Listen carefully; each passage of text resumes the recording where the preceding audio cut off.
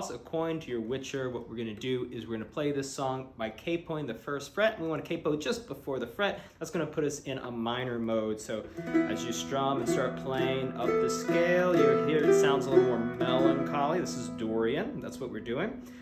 Get your capo just before the fret, and if you need to, check your tuning. I'm usually in D on this one, so this will put me in E. So the strings will be E, B, E. If you got a shorter one that's in G, when you capo it, you'll be in A. So you go from G, D, G up to A, E, A.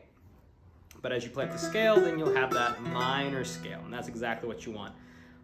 So this song's only gonna dip down off the double string when we go to the middle string 2nd fret, which is now our short fret. So if you see 2, just know that it's your short fret now because your capo is creating 0, 1, and 2. And that's how you're going to read the numbers. 0, 1, 2, 3, 4, 5, 6, 7.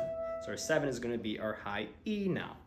So when we dip down to that middle string 2, that's about all we have to do on any of the other strings. Other than that, the other weird thing about this is we need a note that we don't have, so we've got to bend the string, and we're going to bend the pitch on the 6th fret, which is that 2nd short fret. You're taking it up a half a note or half a tone, semitone, and then it's going to always resolve on the next note, which will be fret 7 for us now, to give us that high E. So bending both strings together can be a lot of work. What I would suggest is bending, and as you pick, just pick the last string, because only one of those strings is probably going to sound in tune at this point, because it's really hard to bend a double string and make them both in unison. You can do it, but it takes a lot of effort. So I would just pick one and then resolve with a full strum, or you can even just pick that last note by itself. And you'll hear that at the end of the chorus. You'll hear it a couple times throughout the verses too. But the tricky thing about this song, in addition to that bend, is like none of the verses are consistent. I can't find any pattern between the stanzas, so it's changing like every time. The chorus is nice because it's pretty much the same. The second chorus differentiates a little bit at the end, where it's Friend of Humanity rather than Valley of Plenty, but that's just a rhythm change.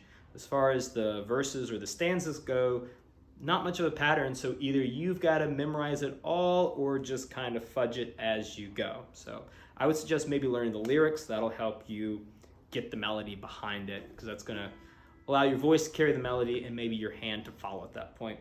Other than that, it's just memory. So just remember, we're going down that middle string to hit that middle fret, 1st position.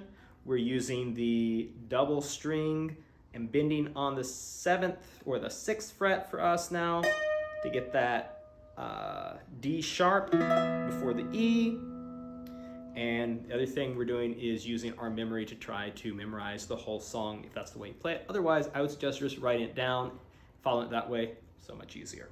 So let's get into it. Oh, and don't forget to take your time. You got to go slow to learn fast, so I'm going to play through this demonstration fairly slow, but be sure to pause it so you can look at the tablature and words and how that all lines up.